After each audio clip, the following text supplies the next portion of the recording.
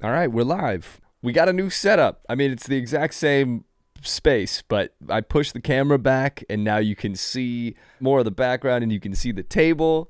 And I just set this all up and I have this picture in the background which has a bunch of significance, which I'll get into. But now that it's all set up and I was ready to record, I finally pulled the mic down and it's just could not be more in front of the photo that I was trying to display. So we're gonna make do because I'd like to record now, and part of why I want to record now is because this has been the craziest 2-ish months of my entire life, and it's not even close. It's absolutely bananas. These sequences that are so beyond anything that I've experienced before, emotionally, physically, spiritually. There's so much shit happening. And I was thinking to myself for the last 2 months, like, God, how amazing it would be to be able to talk about these things that have been happening with the people that are listening, you, or watching, knowing the context of everything that's happened before. Because there's so much stuff happening like every day that is crazy, but so much crazier if you know everything that's already happened.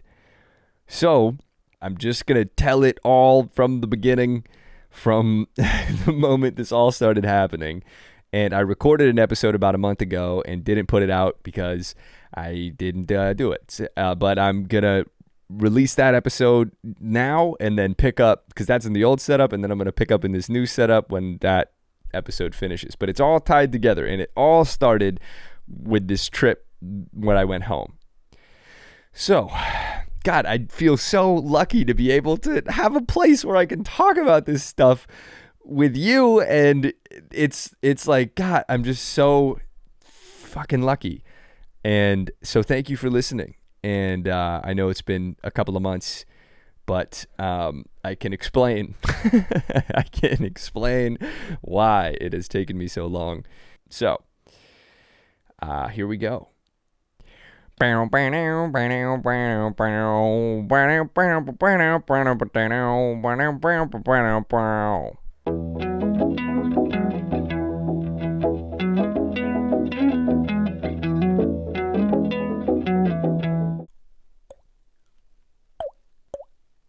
remember in like 6th or 7th grade, there was a guy in my class named Danny who figured out how to do that thing. It sounds like a raindrop with your mouth and tongue.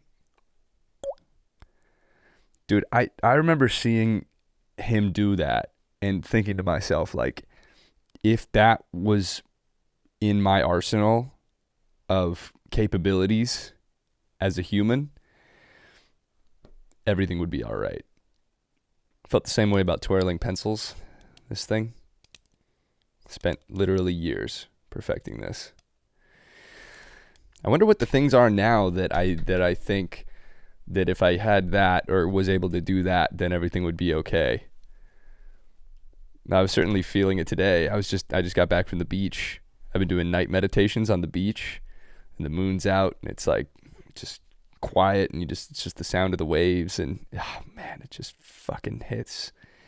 And it was a full moon tonight, and I one of the main like head loops that I get into, thought loops, is I'll see somebody who's more successful than me, and then I'll start feeling bad about my current situation despite feeling great about it before I started thinking about this other person who is seemingly more successful in these aspects that I've defined as essential to happiness. Like, I'll go from having like a totally fantastic day, and then I'll go on Instagram and see somebody who got 100,000 likes on a video, and I'll be like, that's what I need. If I had that. But I know that's not the case. And I know that there's nothing that will come externally that will permanently make me feel okay internally. It's all like temporary highs. Everything external is some sort of temporary relief or temporary fix for an internal issue that isn't really an issue until I start thinking, I feel really good until I start thinking about other people that get more likes on Instagram. or whatever.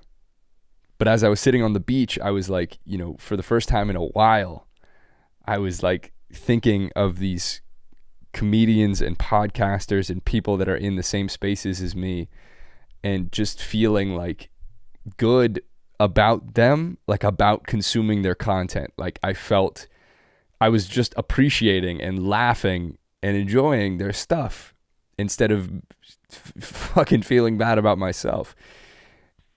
And that's the experience.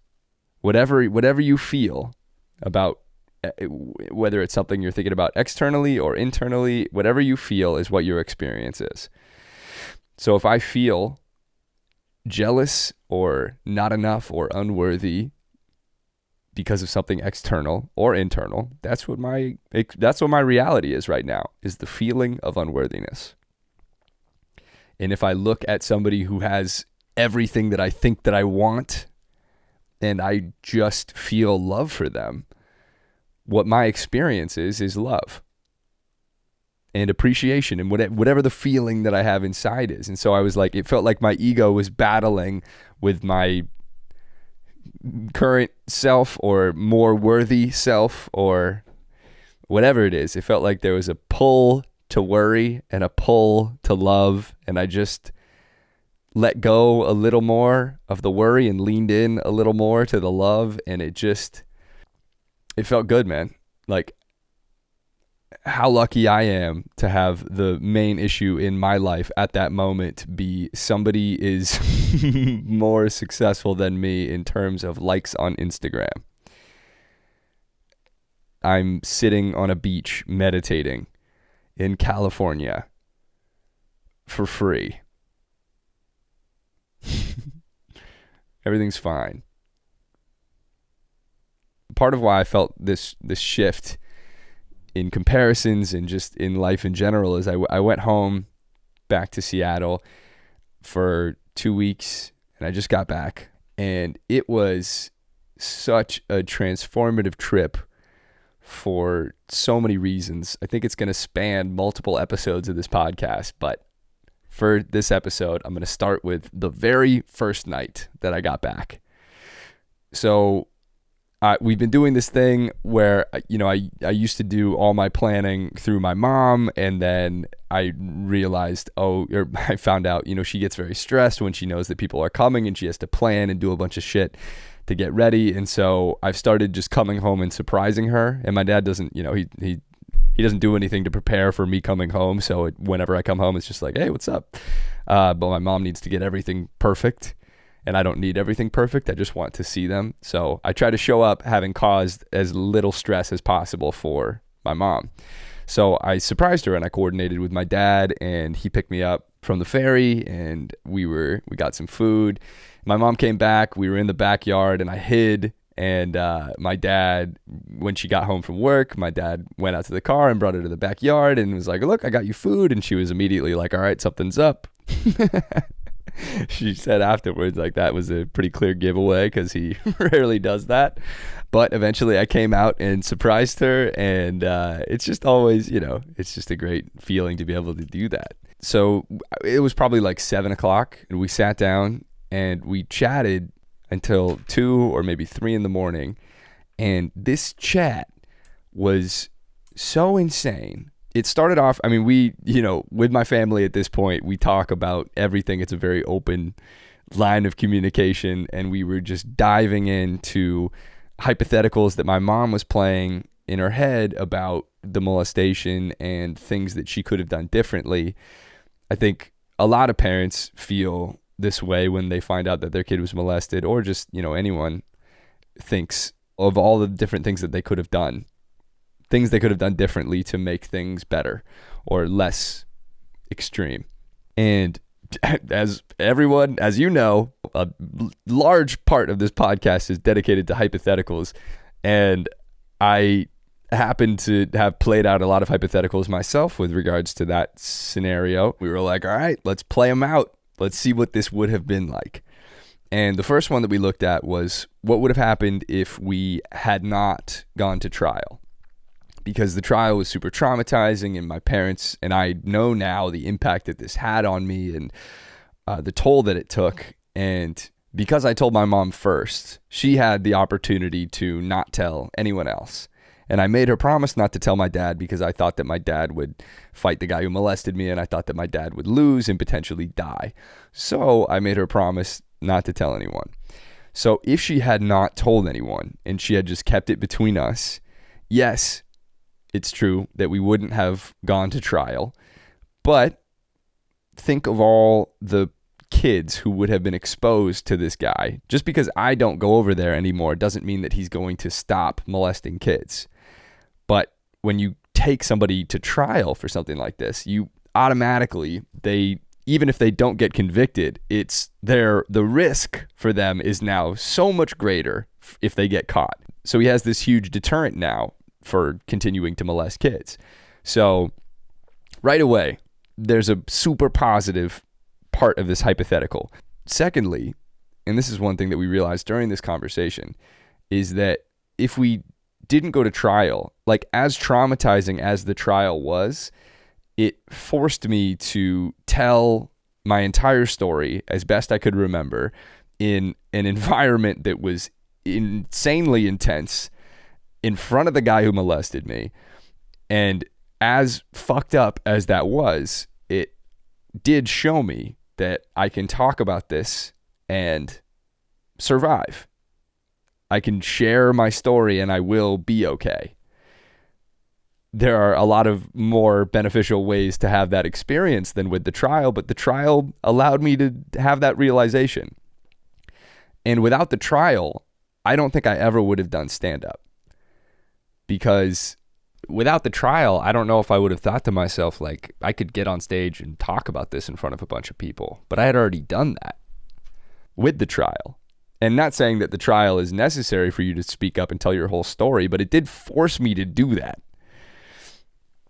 And if I didn't do stand-up, then I never would have started the podcast. I never would have gone to therapy. I never would have healed, potentially. So all the harm that you theoretically would have prevented by not telling my dad, not going to trial, ultimately would have led me down a completely different path that probably would have resulted in me just continuing to bottle up the emotions that I had from these experiences, and just not healed. I mean, I don't know if I would have ever said anything other than just, telling my mom had it not been for the trial.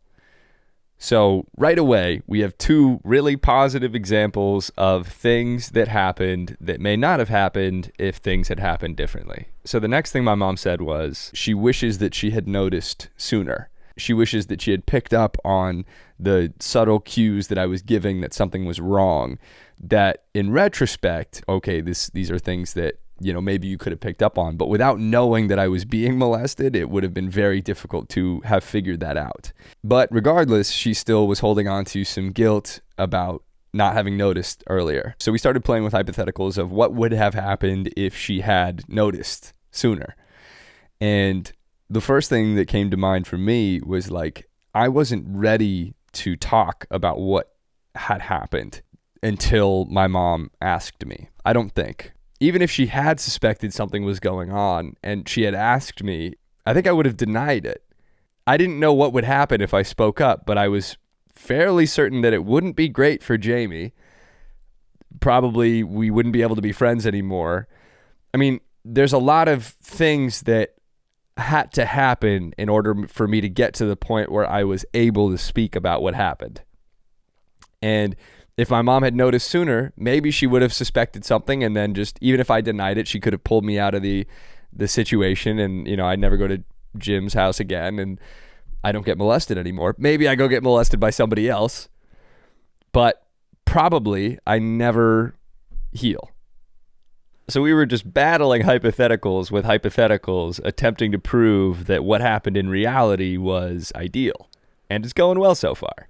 And eventually, we got to this one point. So the last time that I was over at Jamie's house, I got into a fight with Jamie and one of our other friends. And we were all wrestling. And there was a point where Jamie jumped on top of my rib cage. And our other friend was pantsing me.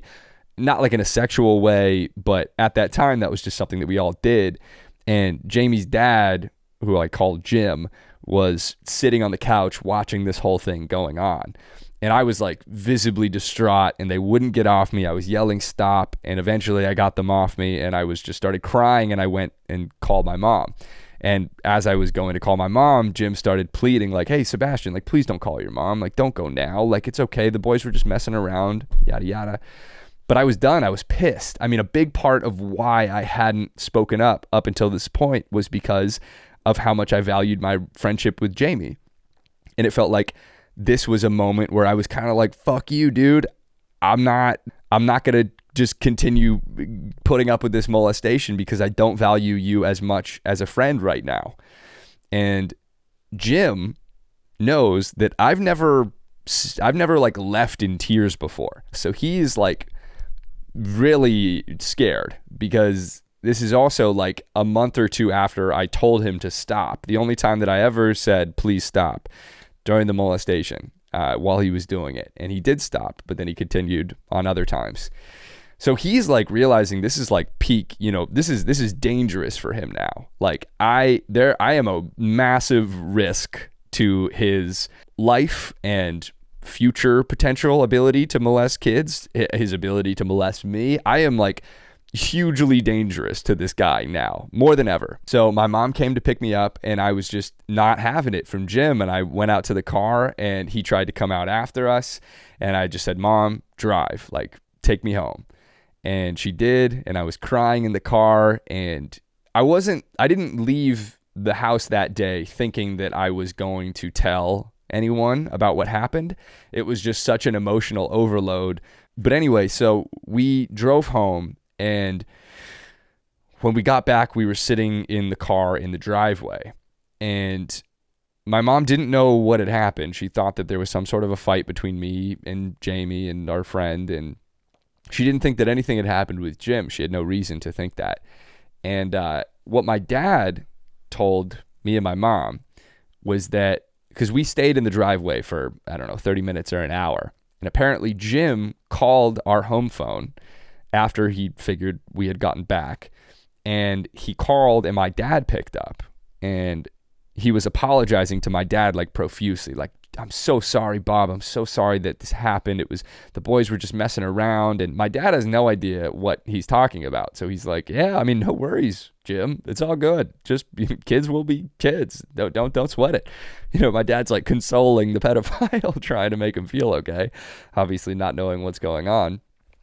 But Jim was super worried and trying to get ahead of what could potentially come up. And he wasn't able to get a hold of me or my mom. So my dad said that was the conversation that they had, and my mom and I didn't know. And so we eventually went inside, and basically like 2 days later, my mom and I were in the kitchen. And at the time, my dad worked in Seattle, and he would commute over from Bainbridge. He would take the ferry over, and sometimes he would stay in the office and sleep in the office at night because the commute was long and he was busy with stuff. So it was the middle of the day. My mom and I were in the kitchen, and I heard somebody coming up the steps to our front door. And I went to the top of the stairs, and I heard a knock. And without seeing who it was, the door just opened. Without waiting for us to come open the door was unlocked, and Jim walked into the house. And I ran to my room, and I remember my heart was pounding, and I was so scared because I know what he knows, and he knows what I know, but my mom doesn't know any of this yet. And so I don't know what he's here to do. I assume he's just trying to, apologize or whatever. And but it was just scary because he had broken basically into our house, and that was like the safe zone. I never got molested in my house by Jim. It was always at his house, but here he is invading the space of our home. So I ran to my room, and I put my back against the door, and my mom eventually came and knocked on the door, and she said, hey, Jim's here. He wants to talk to you and apologize. Do you want to talk to him? And I said, no. So my mom went back out, and from my perspective, I was just, with my back against the door, just waiting. And I don't know how long this went on for, but eventually Jim left, and my mom came and said, hey, he's gone. It's okay. You can come out. So up until this point, I haven't really known what happened with Jim and my mom and the conversation that they had. But during this conversation that me and my mom and my dad were having in the backyard around the table, I heard her describe the situation. And basically, she figured in that moment that something was up. Because why am I running away from Jamie's dad? If I'm mad at Jamie, why am I running away from his dad? And she said that she started asking him questions, not in like an accusatory way, but she was like, okay, like did something happen? And he was like, yeah, the boys were just roughhousing. And she was like, okay, did anything inappropriate happen? Without saying, did you do anything inappropriate? She just said, did anything inappropriate happen? And he was like, they were inappropriate with me. Spoken like a true pedophile, you know? The kids were doing it to me. They were asking for it. And this is one of the things that my mom was saying. She was like, God, I should have known in that moment. But as we will find out in a second, it was essential that she didn't. So after she said, did anything inappropriate happen? And he said they were inappropriate with me. She then followed up with, did you do anything inappropriate to them? And Jim responded, Debbie, please don't ask me that. Please don't ask me that. So I guess the conversation continued and eventually he left. But my mom wasn't like, you know, hey, are you touching my kid? She had no reason to believe that I had been molested. And I hadn't said anything to her, but she knew that something was up. Alarm bells were going off, but she wasn't just going to start accusing people of anything. So eventually Jim left. And I think I told my mom like 4 days later or maybe 3 days later. I mean, I was scared at that point. I don't even know if I was going to say anything to anyone before he came over. But when he came over, it was like, oh, fuck, like this is, you know, I'm not safe here now.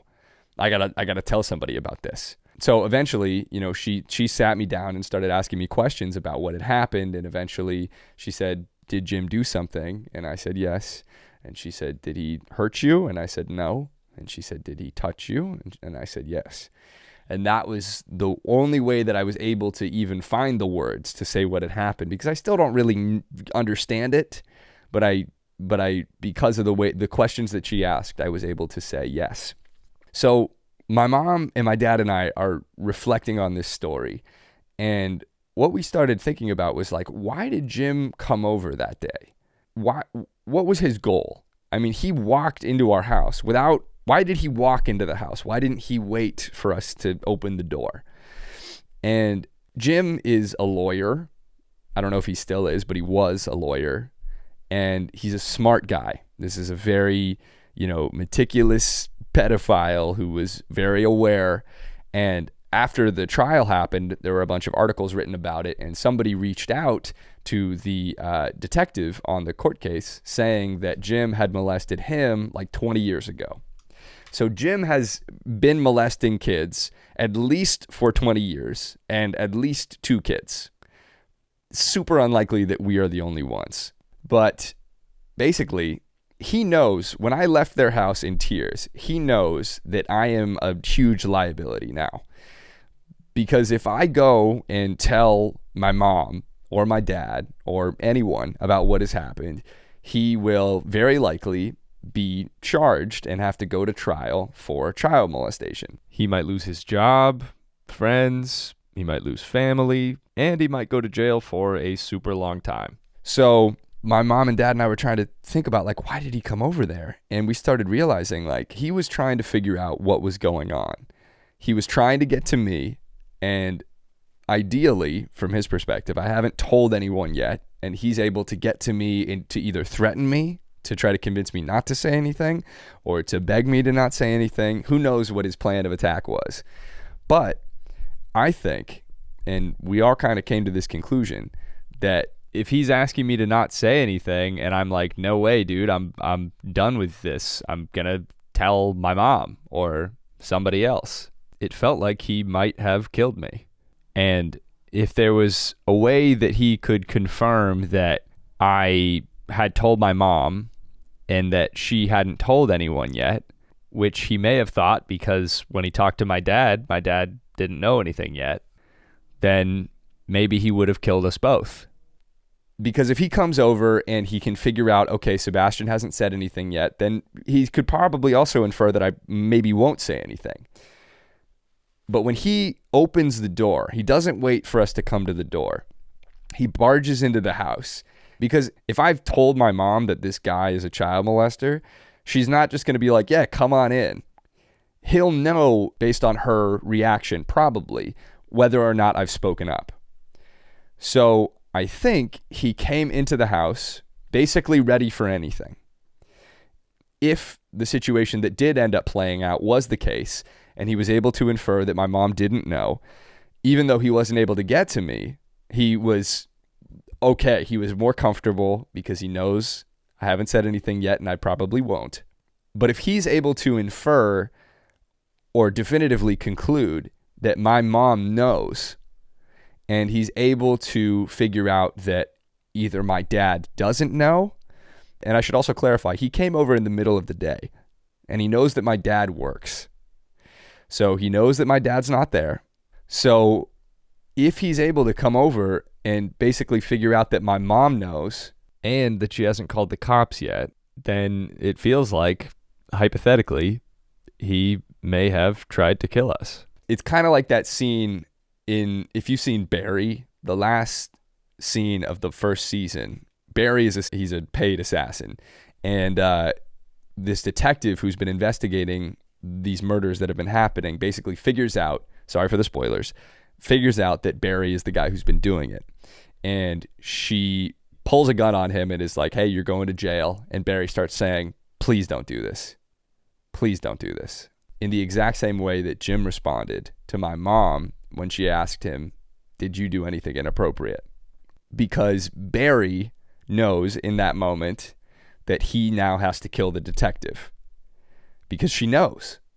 And so I think that he didn't come over hoping or wanting to kill us, but I think he was prepared if the situation presented itself where he was able to conclude that my mom knew and my dad didn't know yet and nobody else did. We don't know definitively that this is what he was going to do or was prepared to do, but in the land of hypotheticals, this is certainly possible. And I had this crazy moment when I started really considering what that would have been like. You know, if I was in my room with my back against my door and I heard Jim and my mom fighting, or I heard a gunshot, what would that be like? It put me into that moment in a way that I'd never been in it before. And, you know, with therapy and all this EMDR that I've been doing, it felt very real. And there was this moment in real life, not that that wasn't real life, but there was this moment when we were sitting around the table and having these realizations where I felt something come up. It was like kind of like just at the base of my neck, just above my sternum. I felt this thing bubble up and I was like, whoa, I don't know what this is. It feels like some sort of emotion that's coming up, but I saw it and there was a moment of hesitation and I was kind of like, I kind of saw the two roads. Like I could easily bury this and act like it was nothing, or I could explore it and see where it goes. And so I let it come up and I just broke down and started bawling and like right into my mom's arms. And it was like a near-death experience realization, a hypothetical one. But as we know, hypotheticals can feel very real sometimes. And it was this amazing moment where I was able to be with this person who I realized I had almost died with, my mom. And then, my dad was there too, obviously. And just sort of seeing this trajectory that our family could have been on if I had spoken up right away in that car ride back. If my mom had gotten me to speak up sooner. And it was, in my life, the quickest I've ever processed emotion. I think it was the least resistance I've ever had to emotion coming up. And it felt so good to just fucking feel the fuck out of this feeling. and to be safe, with my mom and dad there, knowing how bad it could have been. And I think it was amazing for my mom too, because she was able to, protect me and make me feel safe in this moment now at 27 years old, despite feeling like she let me down when I was 8 to 10. And so it was just this incredible moment, and it felt so significant and purposeful. And what we started realizing as we continued to expand this hypothetical was like the way things happened was the absolute perfect way. I feel now more than ever that this is where I want to be in this moment, in this life situation. And even if I could go back and not be molested, I don't think I would change anything. I don't know what my life path would have been like without it, but I am so happy with the way things turned out. And I'm so happy now, even if I don't have enough likes on Instagram. So if she noticed, if she prevented the whole thing from happening, that wouldn't have been optimal. If she had noticed sooner, I may never have spoken up. I may never have told anyone anything. I may never have healed. The way things happened was so perfect. And she had a hunch in that moment, but she also, even though she didn't know that I had been molested when Jim came over, it was essential that she didn't know. And it's the moment that she found out, that's the reaction that matters. It's not blaming yourself for all the things that could have gone differently. What's important is how you reacted when you did know, which was believing me and not even for a second doubting that I was telling the truth. I know so many people who have spoken up and not been believed by their parents, by their friends, whoever. But my parents believed me right away. There was never a thought in my mind that they didn't. And I'm so lucky for that. So when I did tell my mom, like I said, made her a promise not to tell my dad. And she didn't initially. She talked to one of her friends, and her friend said that she needed to go call this hotline. She needed to report this to the police. And so my mom did that before telling my dad.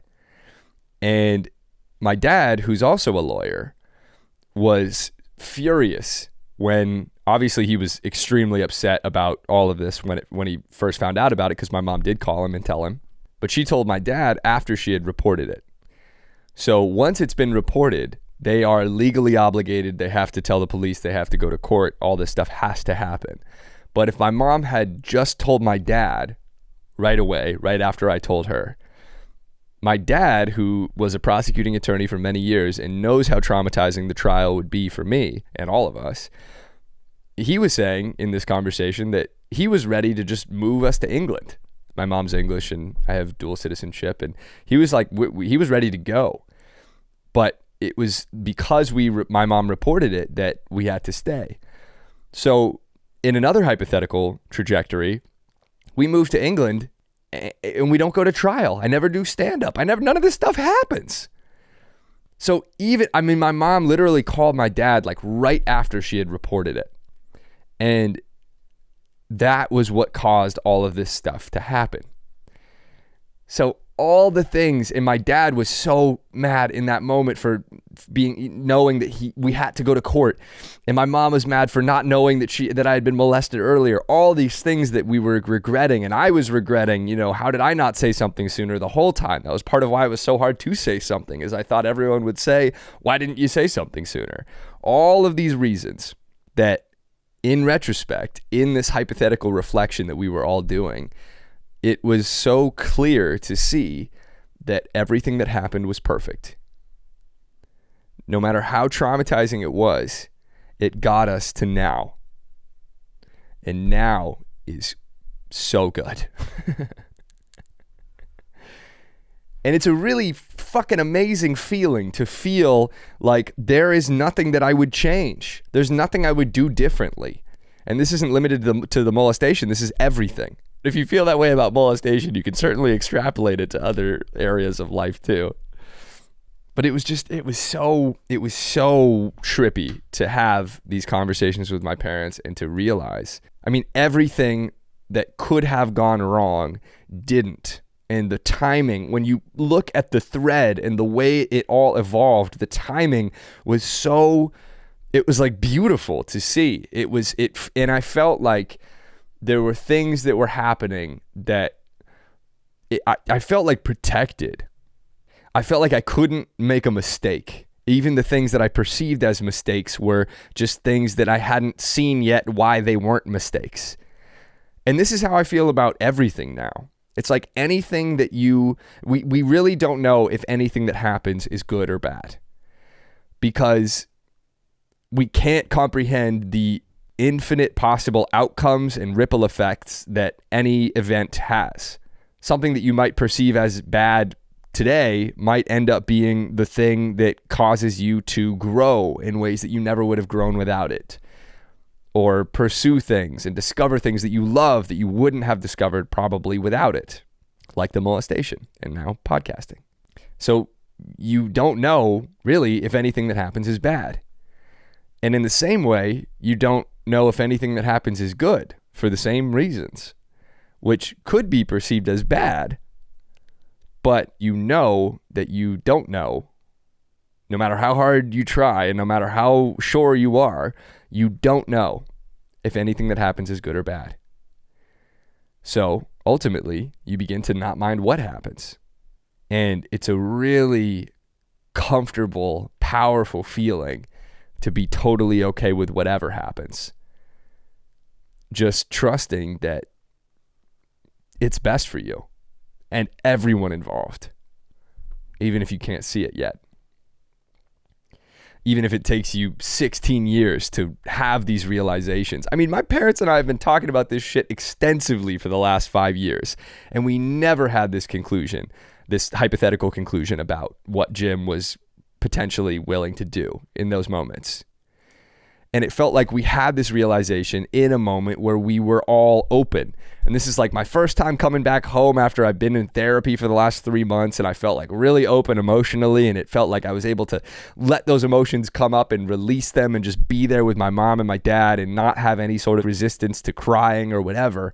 It just happened so perfectly. And it's still happening. It's always happening. There's never a moment where you haven't been like, you know, these forces or whatever these universal guidances or things that are happening just in unfathomably perfect timing. It just felt like such a clear example of how it's always been going on. You know, I think like with the synchronicities and things that we talk about on this podcast, I don't know if more synchronicities happen as you become more aware of them, but this really made it feel like they've always been happening, literally on like a primal survival level. Everything in this story that allowed us to survive, it just seems so unlikely that there aren't other things going on. And I just felt so fucking protected and safe in these moments. And I was like, holy shit, I can't make a mistake. What a feeling. Anything that I would perceive as a mistake may be the best thing that's ever happened to me down the line. And I just don't know it yet. And it's funny too, because my therapist and I, we did this, my parents and I had this chat on a Wednesday night, and my therapist and I talked on Thursday morning, and what we were going to do EMDR about was trying to cultivate a sense of safety and trust in the universe. And that's literally how I felt from this conversation with my parents, to a T. And I don't know what to a T means. Let me look this up. Why is it to a T? Meaning exactly, precisely, or perfectly, in an older expression than you might think, dating all the way back to the 17th century. Most likely, the phrase is descended from the expression to a tittle.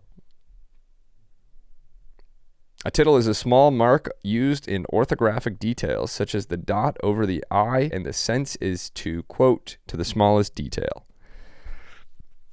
All right. Well, yeah, to a T. That's how I felt, and it feels amazing. So I was talking with my therapist, and we had this amazing conversation about all this stuff that happened, and we didn't do EMDR about those feelings because I just already felt it. I felt so enthusiastic and powerful and safe and just like really, really believing that everything is happening perfectly. which just seems so perfect for this podcast. But it gets crazier. Okay, after the therapy session, I went outside and my dad and I sat at this table that's like, 15 or 20 feet from the table that we were at last night the night before with my mom. And it's right next to this pond, and there's this nice tree overhanging the table. It's like right next to our back porch. And so we're sitting there, and my dad goes, "Oh, I have this app, like, because I looked at this tree. I was like, oh, it's a really nice tree." And he was like, "Yeah, I have this app, it's a yew tree." And so he pulled up this app. I think it was called Picture This. It's like an app. You point it at a tree or plant and it tells you what it is. So we looked it up, and it's a Pacific yew tree, and it is not just poisonous. It is fatally poisonous. Almost every part of the tree is deadly to humans. The leaves, the sap, not just eating, but touching. If you touch the tree, it can be absorbed into your skin and kill you. It's literally called the tree of death. You can look it up. Actually, maybe I'll look it up right now. Yew tree death? ? The Pacific yew. The tree of death or the tree of life, or both. Okay. The yew has a reputation for sudden death in both people and livestock. There are even reports of ancient yews being uprooted with bones intertwined in their roots. Good. So, the yew tree was used for suicide during war times. Even food and drink vessels made from the wood of the yew could poison those who ate from them. All right, so this tree is literally a killing machine, and it's overhanging the table that we sometimes eat food at. I'll pull up a video of it. I'm sitting at a table right outside of my childhood home, next to a pond with some fish in it. Literally, we used to have this chicken coop, and you would walk, the pathway from the back porch to the chicken coop was directly next to the yew tree. You walk right by it, and it used to overhang, and it was like we had all these chickens running around, and they seemingly never died from eating the yew leaves or the berries or anything. But, I mean, as a kid, like, I was running around, and all of my friends were running around the backyard, and, like, this yew tree was like an absolute centerpiece of the entire yard.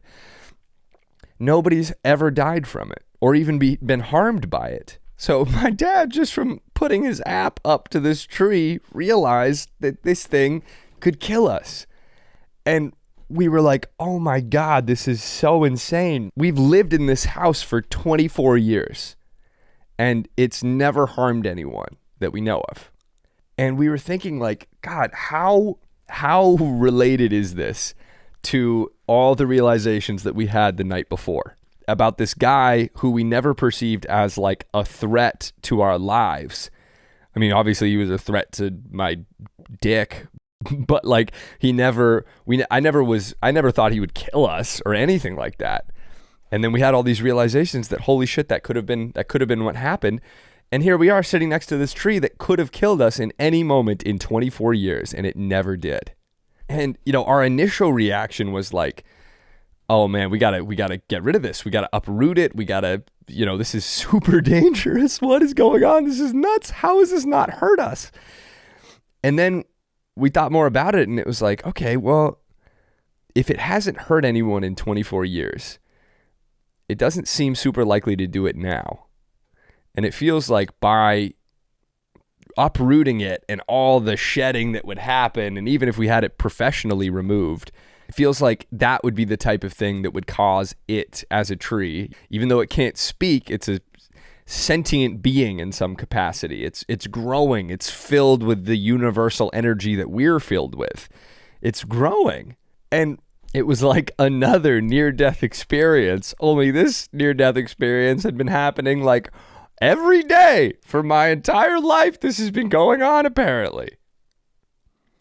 I mean, I used to just walk to the chicken coop to collect the eggs in the morning to make eggs for breakfast as a child. And I don't know how I never touched it. I don't know how any of us never touched it. But this tree is clearly not meaning to harm us. And now we're aware of it. And, it felt so similar to all the realizations that happened the night before and in my therapy session, where it was like, yeah, man, we're protected. As much as we may run into these dangerous beings, there are things going on here that are greater than our understanding. And I mean, this you experience just felt like it just solidified the fuck out of that feeling. And so I think we're going to leave it. Obviously, we're aware of it now, and we'll tell anybody that comes over, but I mean, it's remarkable. And to have this realization about this tree, literally like 12 hours after we had this other conversation about this other hypothetical near-death experience. Only this one isn't hypothetical. This is like, I'm a foot away from this tree that could kill me.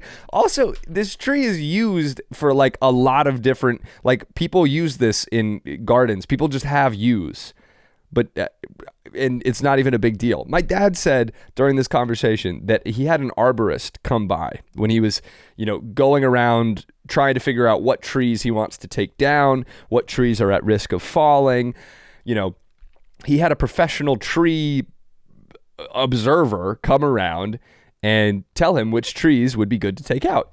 And apparently the only tree that he commented on as a tree that he liked was the yew.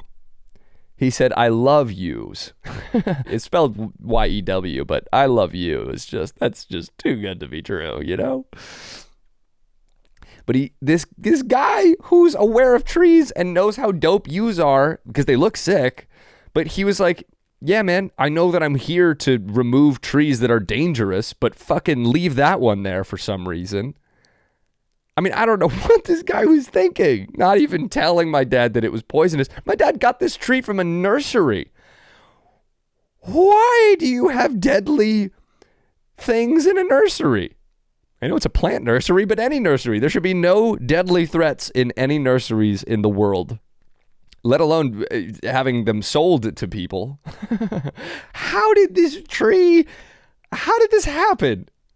This is the type of shit that feels like it's too crazy to not have more things going on. It's too unlikely for us to not be protected in the decisions that we make, in the things that surround us. It's just fucking amazing, dude. It's so dope.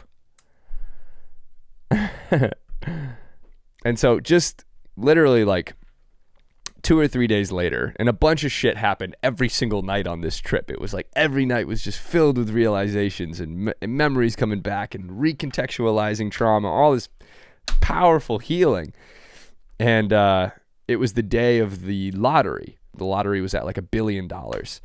And I went to go buy a lottery ticket. And it was like the middle of the day, I'm on vacation, I'm hanging out with my family. I have like there's no rush. And I get to the store, it's called the Jiffy Mart. I walked in, I asked the cashier where the lottery tickets were, and she pointed me to them. And there was this guy in there who was like really quickly filling out lottery tickets, or the numbers on the paper. And I had never like filled out my own before. I didn't know how to do it. And so I grabbed one of the papers and took it to the front and asked the cashier, how do you do this? And she was like, oh, I actually don't know, but I can sell you the numbers via the computer. And I was like, okay, great. Like I'll do, just give me some of those. So I paid for them, and then I went back to put the paper ticket back because I didn't know how to fill it out. And the guy who was filling out the tickets beforehand was standing there, and he was like, oh, you don't want this? And I was like, no. And he was like, oh, it's the last one. And I was like, go for it, man. Like, you got this, I really, in that moment, like I really wanted him to win. It felt like it obviously really meant a lot to him. And he clearly was really, really happy and excited to have the last lottery ticket to fill out. So I don't know if he won. I spent $12 and won $2, I think. But I bought some things in the Jiffy Mart too. I bought a chocolate milk and some snacks. And after I got the tickets, I went out and I was sitting in the car and I was thinking to myself, God, it feels so good to not be in a rush. Like I feel so safe right now. I feel so grateful to be able to just sit in this parking lot and not have to rush off. And I, cracked my chocolate milk. It was one of those bottles. They are so much better than any other type. I was just drinking my chocolate milk and hanging out in the parking lot, feeling good about just being there. And eventually I pulled the car out of the parking lot and was driving, and I was driving like really slowly and just feeling like, God, it feels so good. It feels really good to take my time. And I'd been driving for like, I don't know, 45 seconds. And I got to this 3-way stop. I was in the middle. I was like maybe 20 feet from the stop sign. And this massive truck like swerved. It was coming from my perspective, the left stop sign. And it swerved like way into my lane, going way too fast. It didn't look like it stopped at all at the stop sign. I mean, like 75% of my lane was taken up by this truck, and it swerved out of the way of me and got back into its lane and then kept going. And I was like 2 to 3 seconds from having a head-on collision with this truck. And what was so trippy about it was that my heart rate didn't go up at all. Like, I wasn't surprised by the fact that I had just avoided this potentially fatal car crash.